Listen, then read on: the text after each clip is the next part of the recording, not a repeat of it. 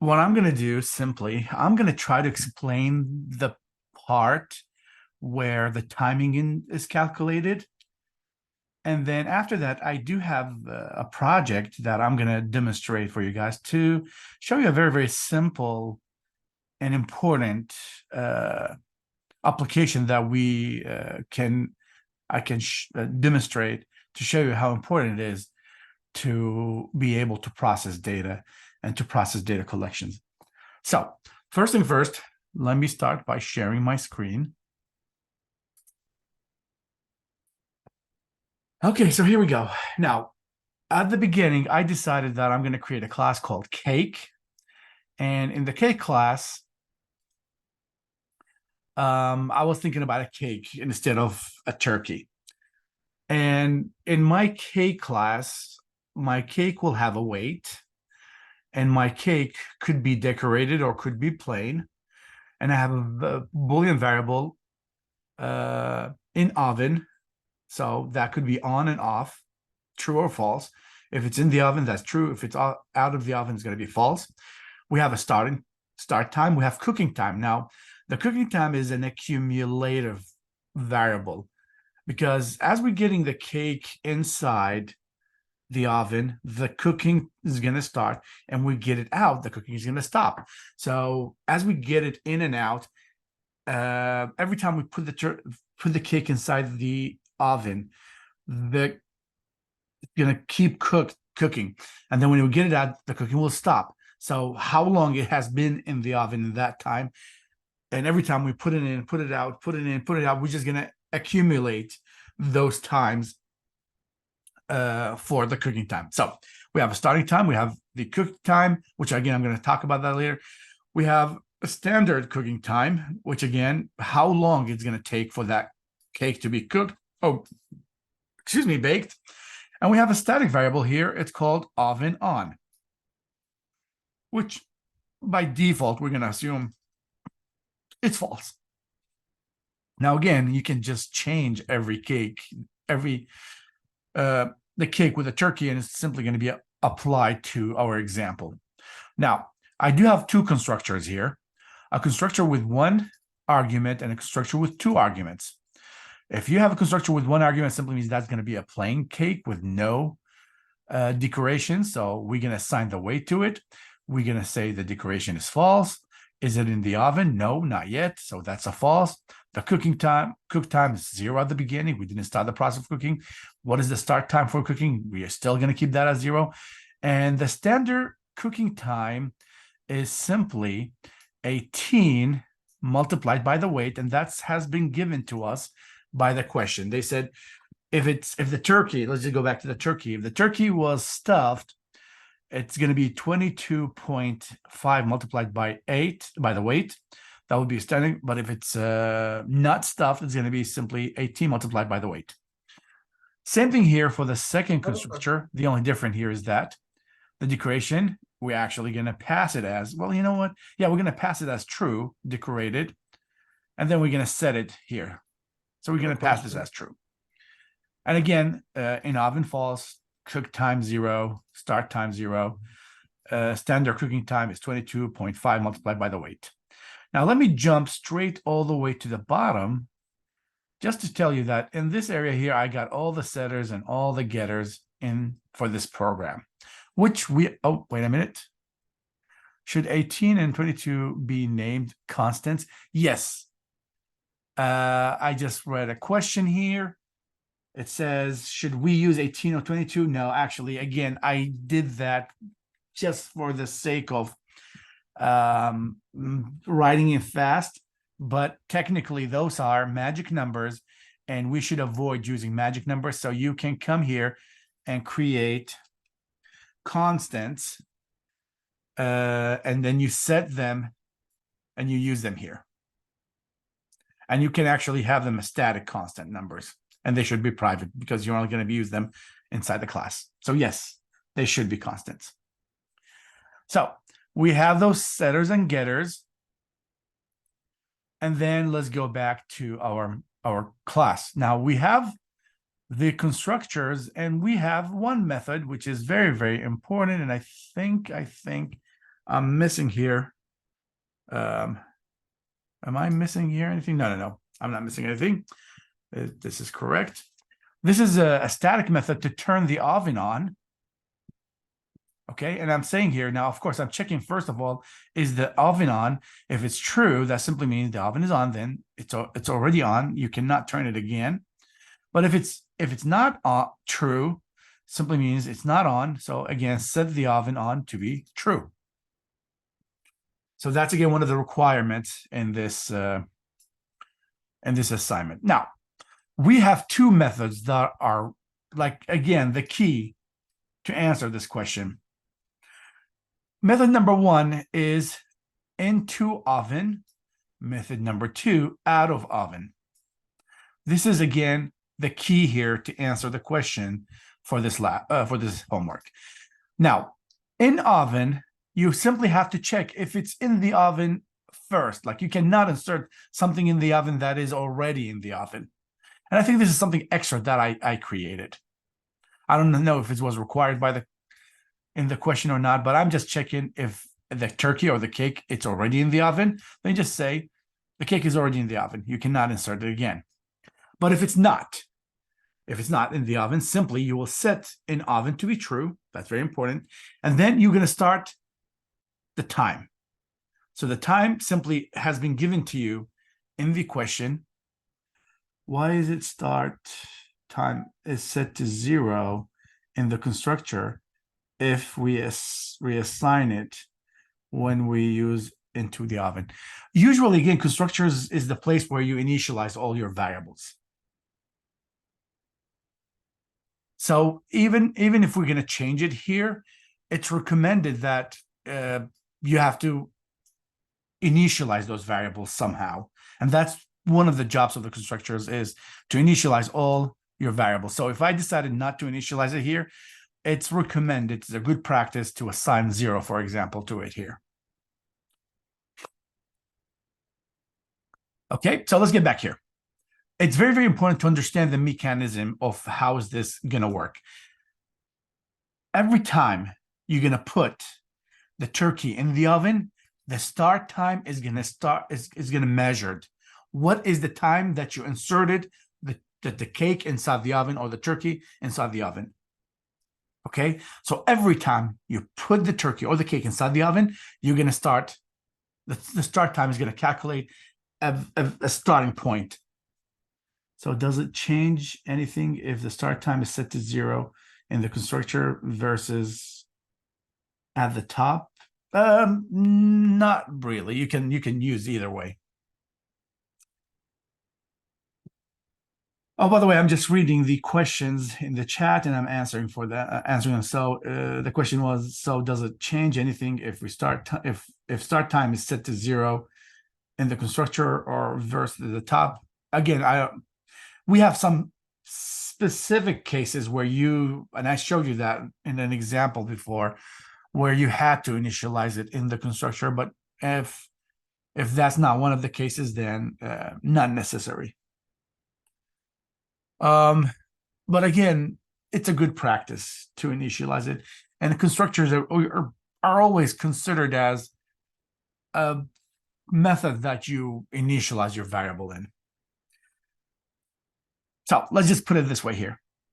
We got the public method to into the oven, and if it's already in the oven, show this message. If it's not, you're going to set it in the oven to be true, and you're going to start counting the time.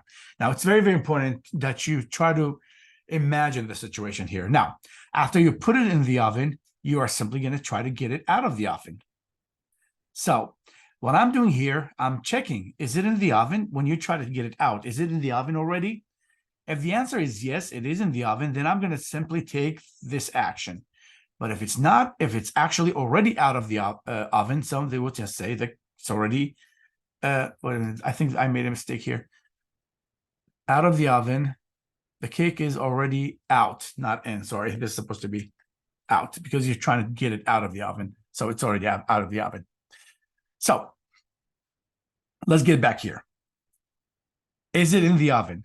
And if the answer is yes, then I can get it out. So the first thing I'm going to say, set in the oven to be false. So it simply means it's not in the oven anymore. And here it is. This is the part that you have to pay attention to.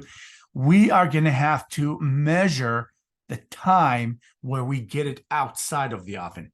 So I already have the start time here to be the time when I entered the turkey in the oven. And now I'm going to calculate the time when I get it out. Now, when you get the turkey out, if you subtract the current time from the starting time, it's going to tell you how long the turkey has been in the oven. Okay? But before I continue, it's important to understand that after you get the turkey or the cake out of the oven, you're going to put it back, and then you're going to get it out again. So you're going to have a new start time and a new current time, which you can subtract them from each other. You should add that new time to the previous time. So let's just put it this way. Imagine you put the turkey and then you get it out. You put the turkey for 5 minutes in the oven. And then you put the turkey again and you get it out after 10 minutes. So how long the turkey has been in the oven is simply the first 5 minutes plus the second 10 minutes. And that's why I said the cook time is going to be an accumulative variable. Every time you put the turkey in or you put the cake in, you get it out, you're going to measure how long that time was, and then you add that time to the cooked time. Now, at this point, here's what we're going to do. We need to calculate the percentage of how much it was cooked. So what do we do here? The cook time that we know, that we just measured, divided by the standard cook times. So, for example, we said here the standard cook times, depending on the type of the cake that you have, we will have two values. So how long it has been in the oven, and I think here I'm missing one part, that the whole thing need to be multiplied by 100, because after all, it's a percentage. Now, one thing I didn't take under consideration is the format, which again, you have to make sure you get it to be exactly the same as the assignment wants you to do it. So what I did here, the time that has been cooked, I take that time and I divide it by the standard cooking time and I multiply by 100. That will tell me the percentage of how long the turkey or the cake has been cooked, the percentage of that, of the cook time. So in the question is telling you that you have three cases. You have a turkey you have to show this message, of course. The turkey has been cooked for the percentage and it's of its ideal time, cooking time. And then after, if the percentage was less than 95, that simply means it's not done yet. If it was between 95 and 105, that simply means it's ideal. Oh, wait a minute, this is not the right message. Oh, I switched them. I'm so sorry. I switched those two messages. This is supposed to be here. It's done.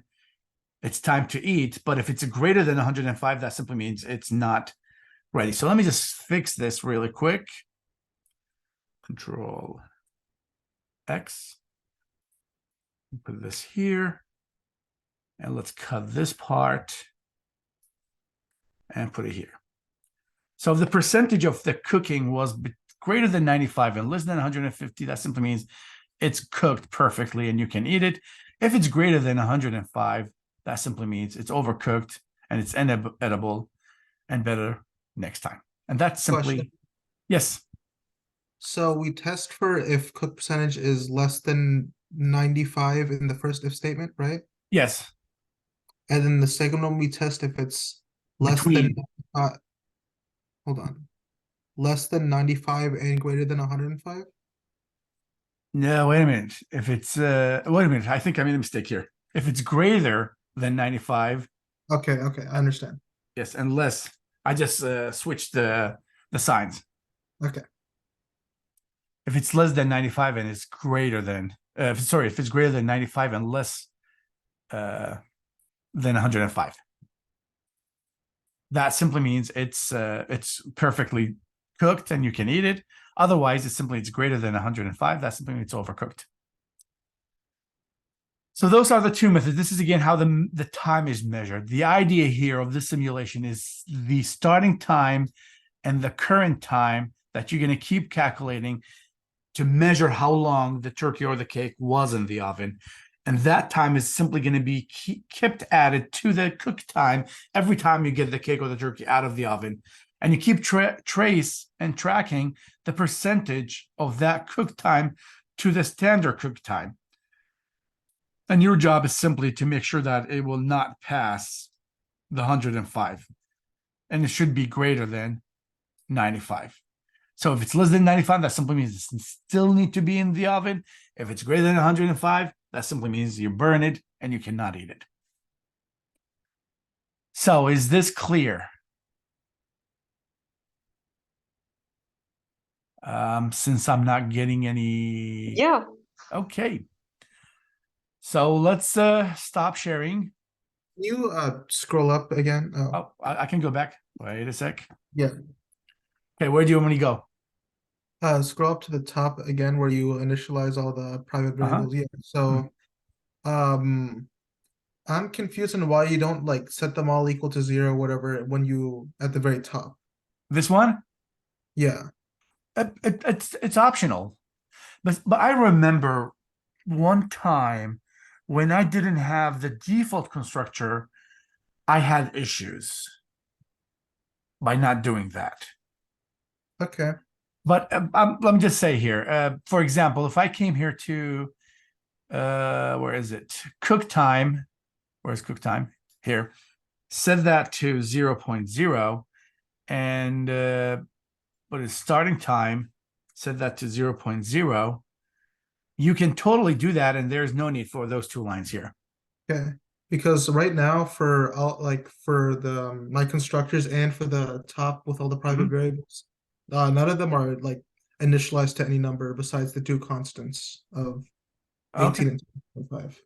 Oh yeah, that's that. Both of them will give you the same. I'm saying like none of them I didn't set any of them equal to 0 or anything like that. Oh, here? Yeah. Oh, you decided, for example, not to set them to 0 and just rely on the process of Yeah, when I call the methods, then I set it to okay. That should work too. That should work too, but yeah, so let's say here in this area, it's not going to be assigned, not going to be assigned. When you put it in the oven, that's where it's going to be calculated. It's working fine for me. I'm just Okay. wondering a style thing that you have to follow. Yeah, that should work. Should work. But again, I would say it's just a matter of practice. It's recommended to have all your variables to be Okay, initialized. because I only have weight and stuffed in my in my constructor. So should I Okay, put so all of the them in, weight or and what? weight Oh, and stuffed? the stuffed. Okay, so is this one and this one No. them? You calculated somewhere else? Yeah, I calculate those somewhere else. Um, In it the will oven. work. It will work. Yeah, so like, I'm not complaining it's not gonna work, but I'm just gonna say it here. One of the reasons why we have the constructors is to initialize and give values to the variables. But again, yeah, so it's proper to when you make the object to have it yes, all the attributes all the be. data already been assigned, and later if it's need to be changed using methods, then you go and do that. Okay, But it's understood. recommended to make sure that whenever you construct an object, all the values should have all the what they call them data members should have values. And each data member should be like assigned to 0 or false. Oh yeah, whatever what's required. Okay. Okay. Now this is actually a good talk because next chapter we're going to talk about inheritance, and the chapter after that we're going to talk about polymorphism, and those two concepts rely on your understanding of classes and how they behave and constructors, because it's going to be a big deal.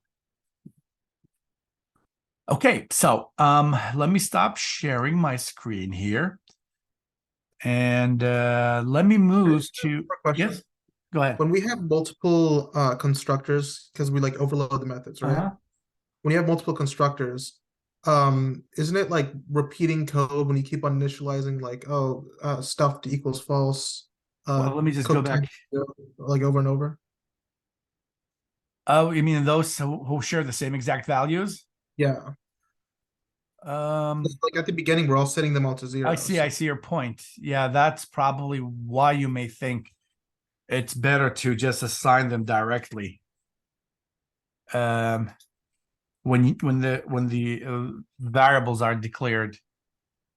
Yep, that could be saving some redundancy if they're gonna have default values.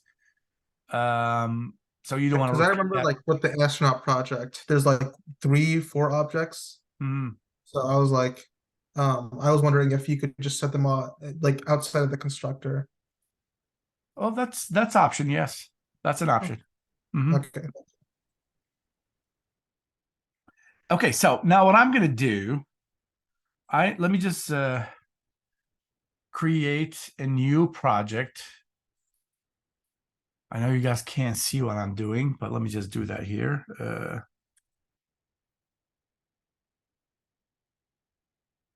And here we go. Um, just give me a sec. I am going to get everything ready and then I'll share my screen with you guys.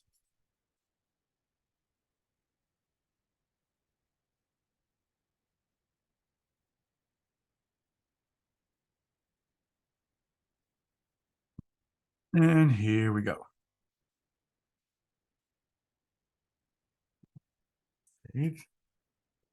Okay, so let me share my screen first because this part, I was thinking this morning that I want to bring an application to the class where we can utilize our understanding for uh, data and array lists and arrays into something that is actually used in real applications. So let me just extend the view here. Can you guys see the Word document file? Yeah. Okay, so here's the deal. What I'm going to do here in this application, that I'm going to show you a situation. And in this situation, we are going to try to predict values based on the data that's available. So what do we have here? Let me just go ahead and show you. I have a list of businesses, 20 businesses, and their advertising budget, and then how much revenue, their monthly revenue that they get. And we're going to try to figure out if there is a relationship between how much money they're spending with how much money they're gaining back. And as a result of this study, we can tell if you want to actually spend, let's say, $20,000 on commercials and advertising, how much you should expect to get back revenue and profit from that action. So before I continue, is the idea here clear? We are trying to figure out if the more money you put in advertising, the more money you'll be making.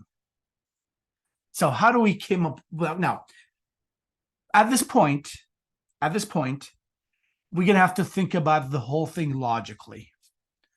And I am guessing the more you advertise your product, the more money you will make.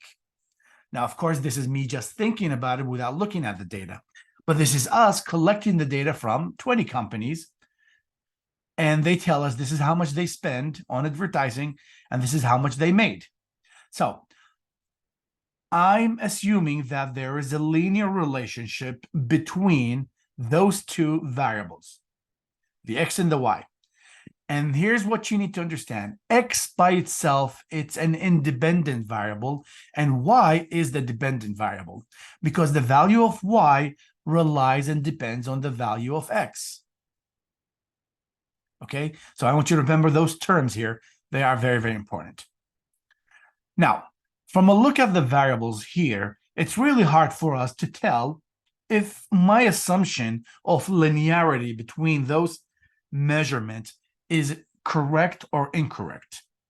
So what I did, I took those this data set, and I went to Excel, and let me just show you the graph that I got. So this is how much, I believe, money that they spend. And this is the revenue that they made.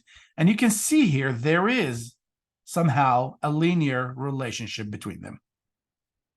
So this here is just to show you, even though it's not 100% related, because someone spend less, spend a lot and get less revenue.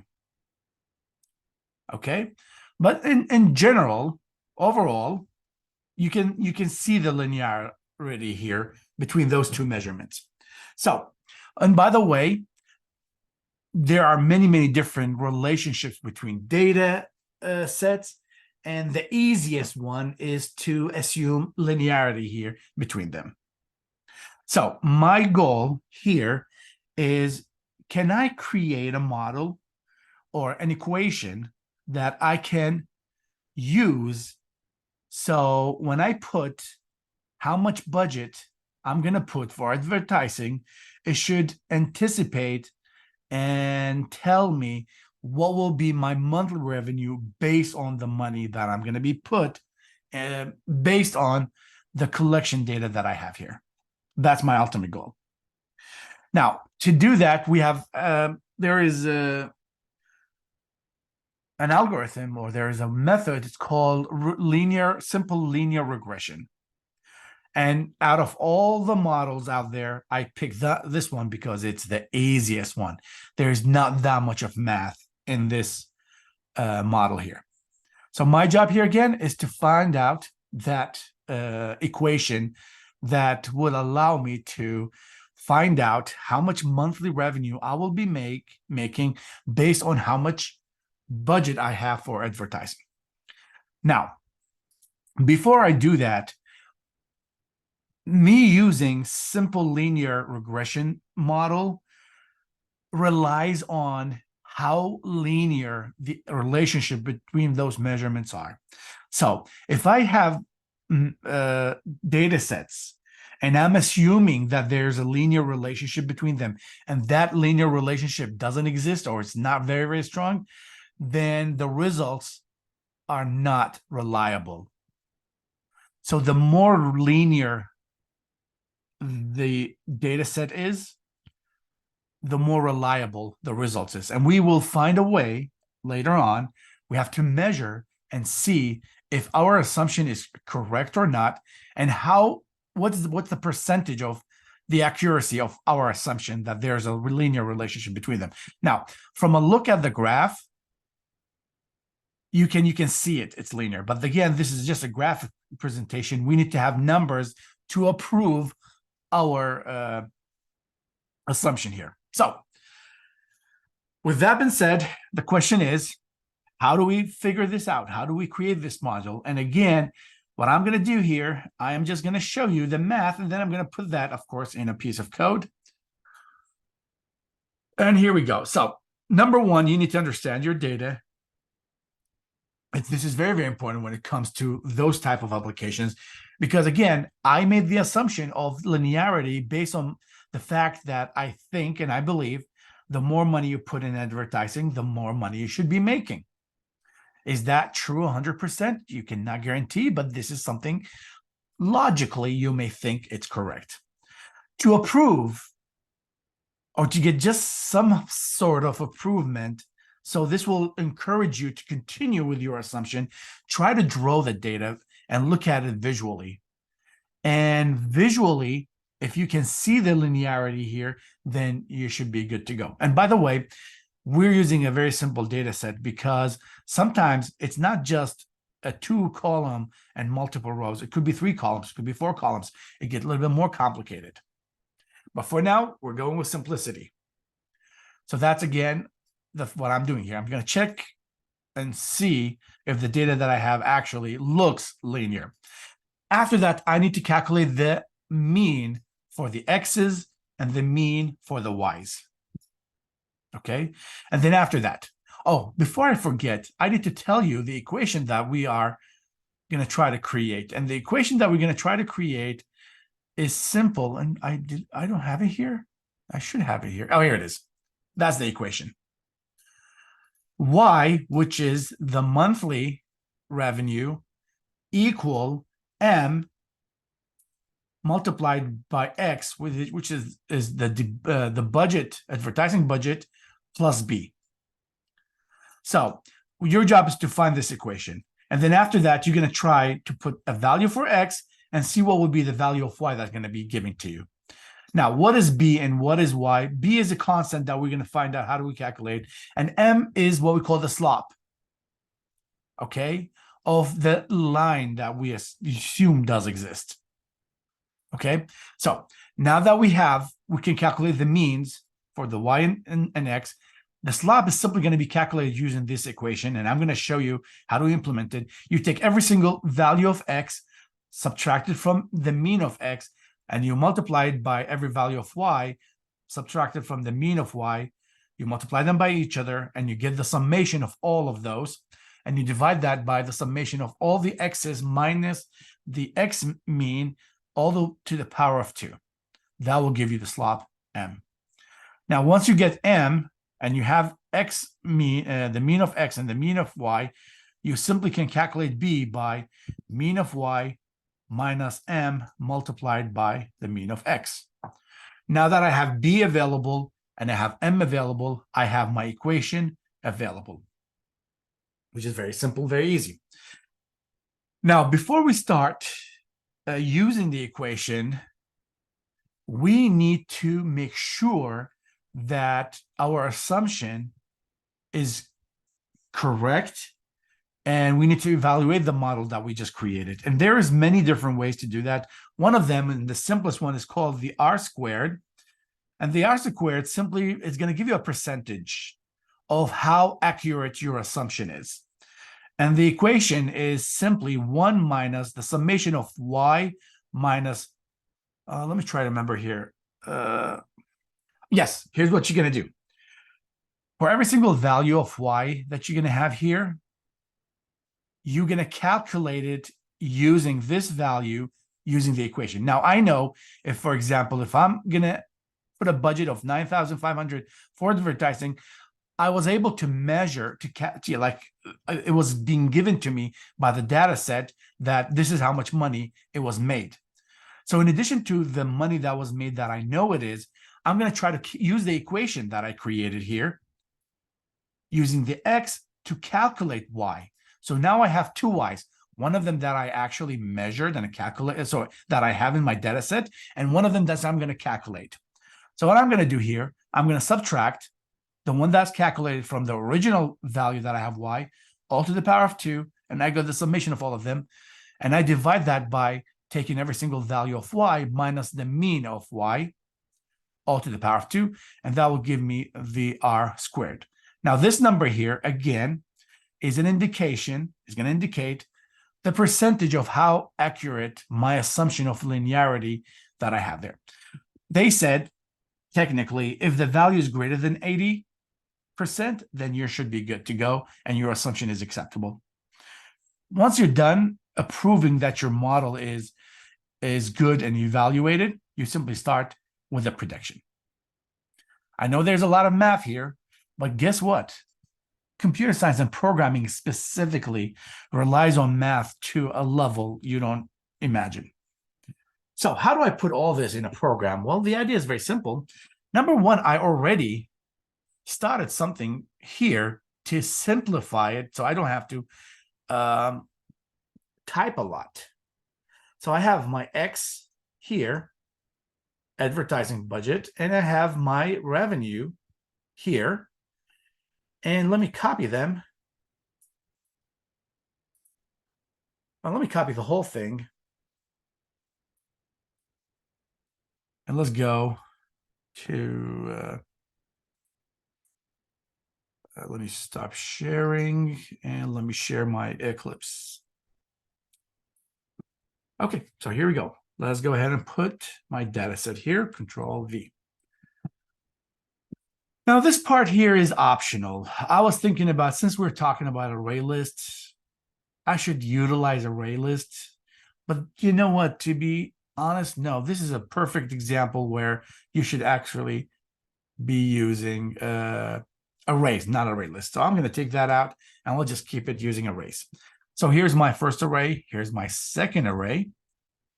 And here we go. So let me just go back and put that in case you have an array, you can convert it to an array list by using a method called as a list inside the class array. And you remember when we created arrays in general, this is a string, by the way, so we can put it as an integer if I want to. Again, this if my data here is an integer, so this is supposed to be an integer, and your original array should be a data type of integer, but this will convert any array to array list. So let's go back here. What did we say the first step that we have to do? Now, we looked at the linearity, where we presented it graphically, and now we think and we believe it is a linear, so we need to go ahead and create the equation. And to create the equation, we need to have a double for the mean x and mean underscore y. So this is something very important to do, and we need to calculate them. So let's go ahead and do that. Mean x, let's just go ahead here. I need to get the summation of all these values and divide them by the length of these values. So for integer I, oh, you know what, for integer what is it called? Budget in advertising budget. And I'm just going to come here, create an integer for a sum, set that to 0. And here I'm just going to go ahead and say sum plus equal budget.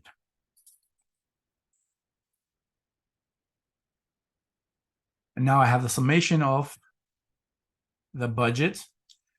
What do we do after that? The mean of x is going to equal the sum divided by advertised budget dot length.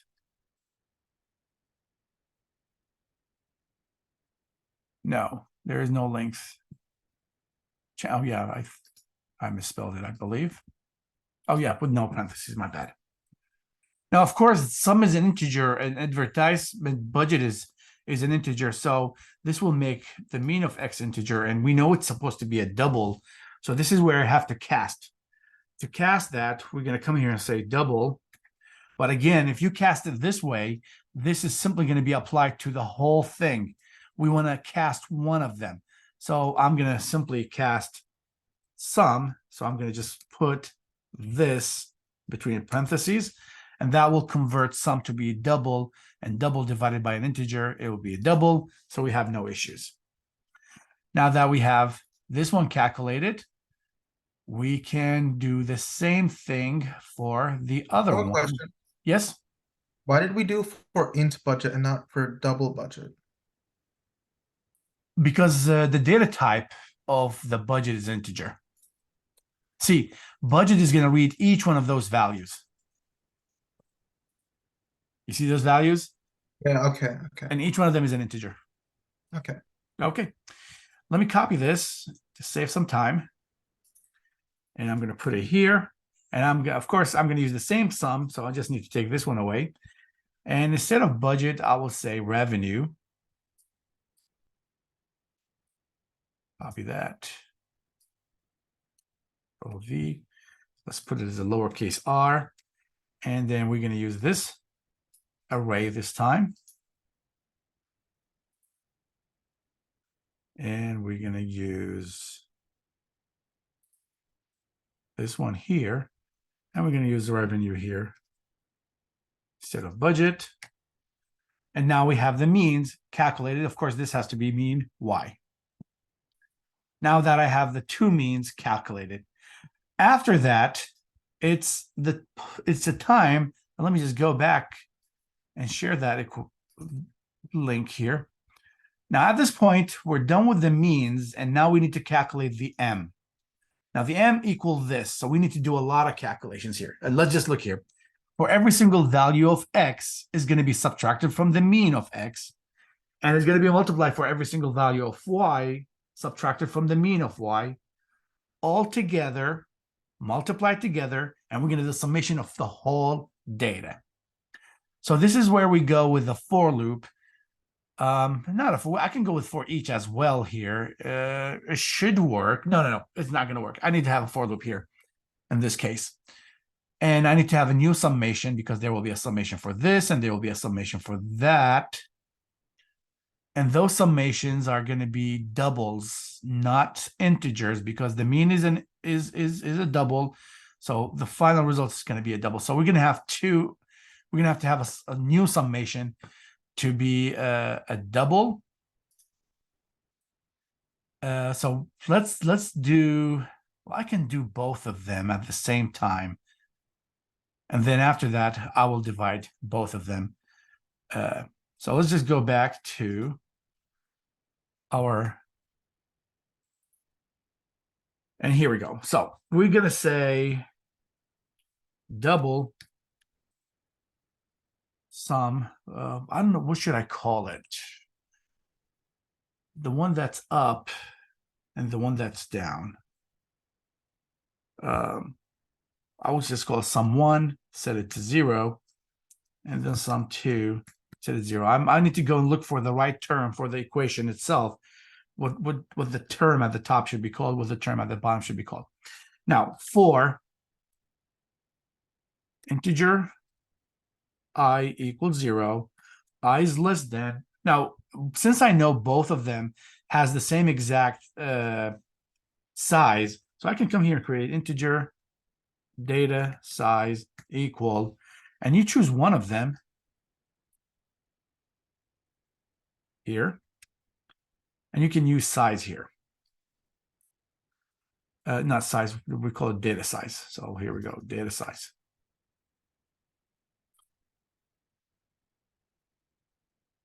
Then after that, we will say I++. Okay, so in this area here, we're going to be doing a lot of calculations, of course. And then after that, I will say double m, and we're going to try to calculate m after we're done with the calculations here.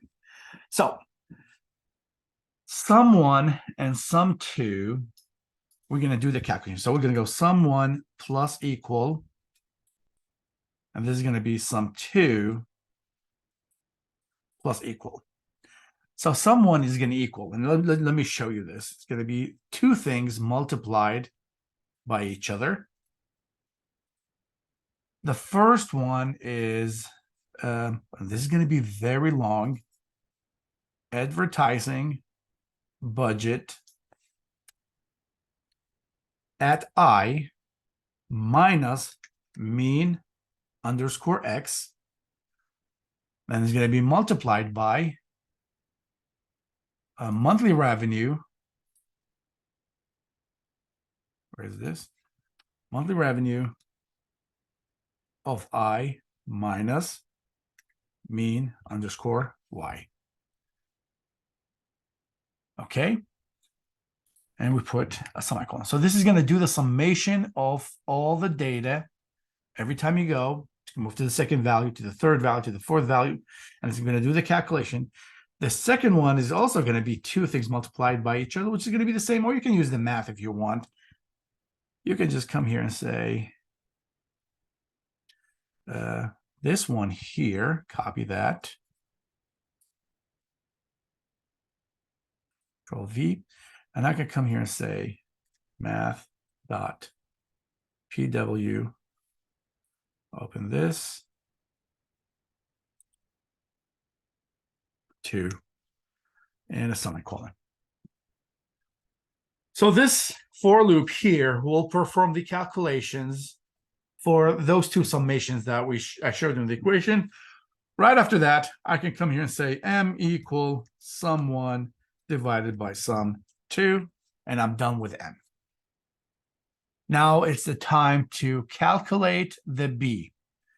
B, let's go ahead and put B, double B, and set it to 0. Now B should equal, and let's just automatically do the calculation. And if I go back to the equation, B equal, where is it? It was here. Here, no. Here it is. Mean y minus m multiplied by mean x. So let's go ahead and put that mean y minus m. So mean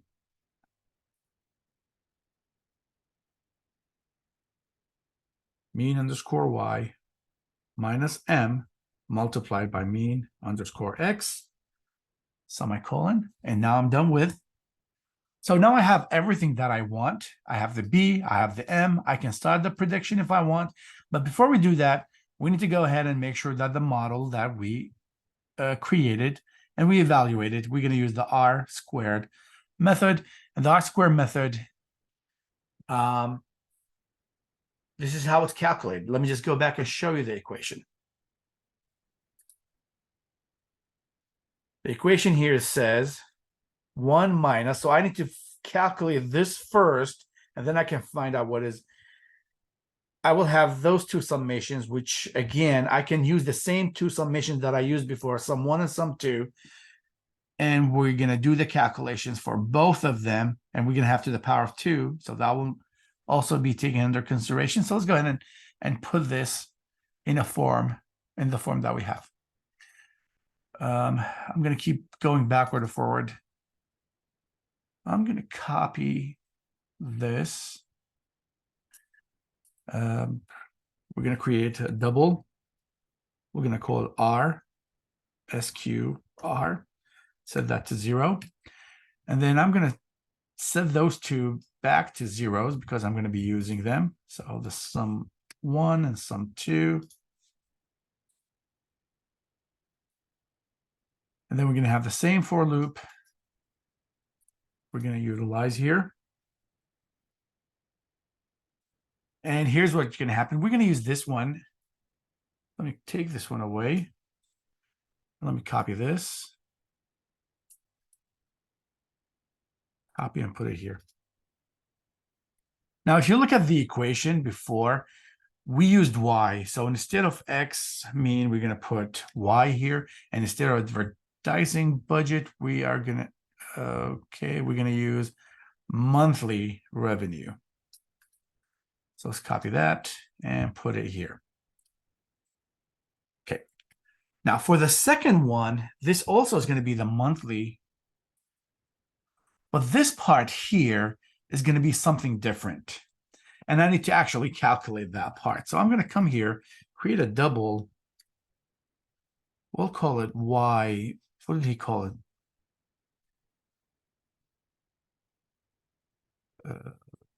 Sec. Let me just go back to the equation.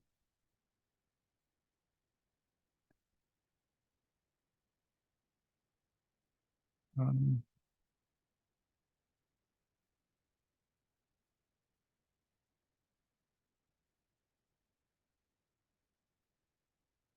on, come on. Predicted y. Okay, and we'll set that to 0. So we're going to calculate a predicted y. The predicted y is going to equal m multiplied by the advertised budget at I, which is the value of x, plus the value of b. Okay, so that's going to be used here in that equation. So what am I doing here? Let me just go ahead and repeat what I just said. The equation is simply, I have the original, the actual value of y. Let me just go share my screen again. I have the value that I have from the table, and I'm going to have the same, I'm going to calculate a value using the equation that we created. And I'm going to see, what I'm trying to see, how close the value that I calculated using the model that I created to the actual value that we have here. That's what I'm trying to measure here. I'm trying to see how close it is that the value that I have in the table compared to the values that I will get if I used the same x, but this time using the equation. So by doing that, using those two summations, and then after that, we can come here and say r square equal 1 minus, and we're just going to come here and just open those parentheses, sum 1 divided by sum 2.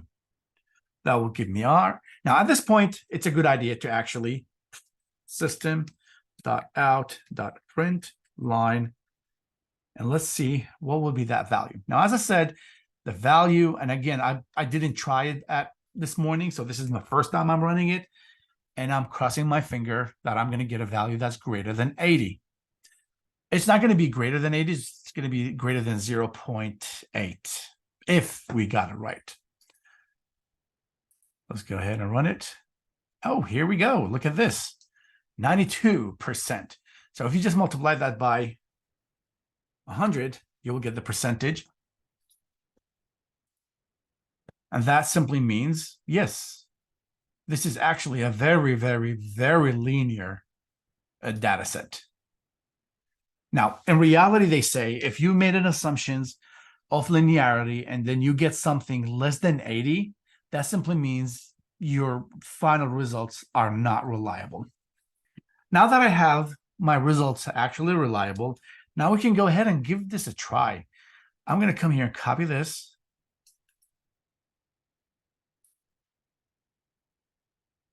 And I will start asking myself, if my budget, and let me look at the data set again. If my, let's see, the maximum budget that I have here is 9,000.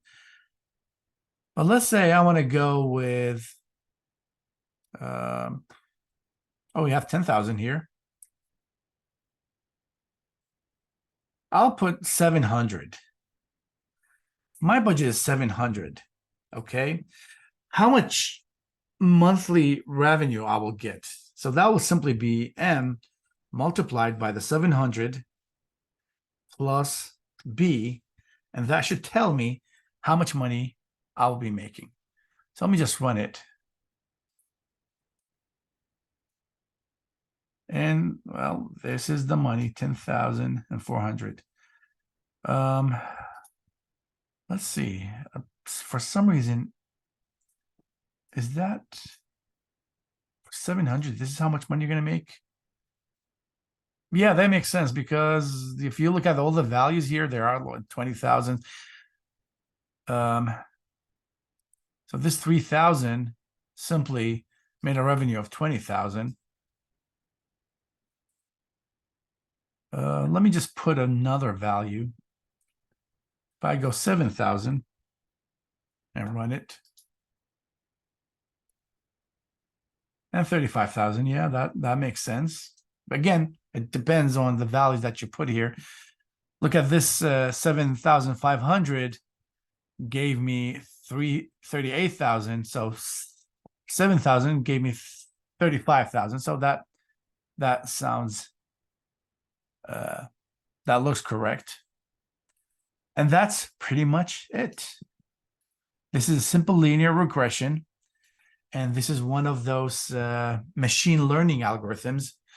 You simply feed your algorithm with data, and then depending on how the data is distributed, you can make an assumption, and then based on that distribution, you can create a model, and that model simply will be used to predict the future, or to predict what will be the output if I'm going to be doing this amount. Now, why is this important? Because in a lot of companies, before they start making decisions about what they should do, they always go back to the history of the data that they have. Through the history, they know all the money that they spend, how much money they made, and they compare the data that they collect from other companies, and they just put them together, and they try to figure out how much money do we have to invest in a business to be able to make a certain revenue. So by simply utilizing all the data to create a simple equation, that equation again will predict how much money they will be making based on how much money they are willing to spend. Now, this is again very, very simple and an easy way to handle. Again, it's very simple and very easy because the data that I'm using here are extremely linear. But in reality, by the way, this is like data that I generated. Again, so I put in my mind that it should be linear. It's not like I collected these data from companies or somewhere. But again, if you want, you can look around and see if you can collect data and see if you can get something that much. Now, when the pandemic started, I got really, really interested in processing data. And my thing that I was trying to understand, which is the stock market. I have a lot of friends, they simply buy and sell stocks, and I never understood what they're doing. And they were doing really, really good. So I was like, you know what? There must be something about how they're doing good in the stock market. So I studied it, and I spent it like the very first part of the pandemic trying to come up with an equation about how can I predict this price of a stock based on the history of the price of that stock. And I went really, really far within algorithms, with studying and trying to come up with a regression equation that would tell me, based on the history of this stock, the price of the stock will be that much and that much. But one of the biggest things with the stock market, you will never be able to predict what's going to happen in the future. So no matter how much I tried, I wasn't able to get to an equation that was accurate to tell me exactly what's going on there. Is there any question about this part?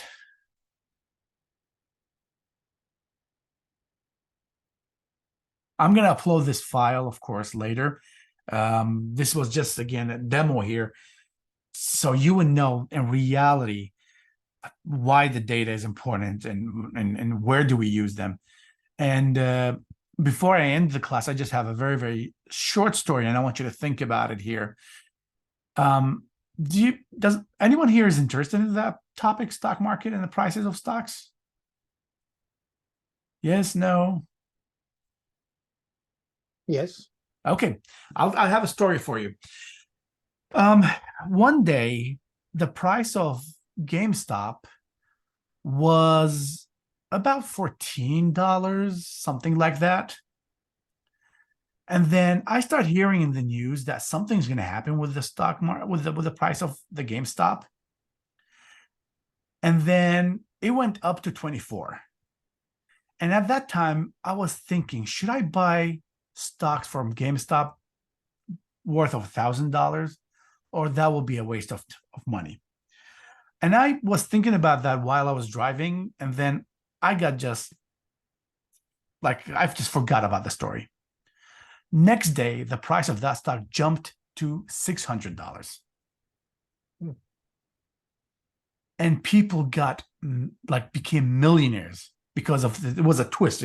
And they recently made a movie about that movement. So again, this is one of the cases, like, I will always remember that there was a chance for me to make a lot of money, and I just blow it up. Anyway, so we're done today. Next class, we're going to start with inheritance, which is a big deal, one of the biggest deals in programming. And right now, I started playing Elden Ring for the second time, so I'm going to go play there until I fall asleep. Have a good night. You too. Professor, Yes. the homework 8 only allows PDFs and I think Oh, I'll docs. fix that. I'll fix that in a sec. Okay, thank you. Thank you.